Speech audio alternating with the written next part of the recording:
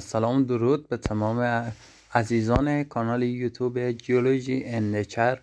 دیروزی سنگ برای شما مانده بودیم که شما تشخیص بدید که به نظر شما این سنگ چی است. و این سنگ سیلیس هایی هستند که اپیدوتی شدن و رنگ سبز به خود گرفتن.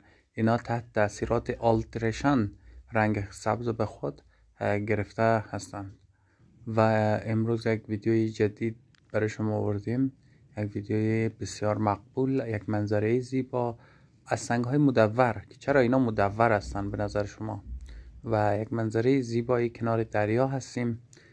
گفتم شما در کنار از اینکه سنگ ها رو میبینید یک منظره زیبا ببینید و به نظر شما این کدام ولایت از افغانستان میباشه. سنگ ها رو نگاه کنید. بین از سنگ ها به نظر شما چرا سنگ ها وقتی لب دریا هستید یا لب رود هستید همیشان مدور شکل میشه و تیغه‌دار نیستن؟ شما میتونید نظرتان را در کامنت با ما شریک بسازید. بخیر و سلامت باشید دوستان کانال یوتیوب.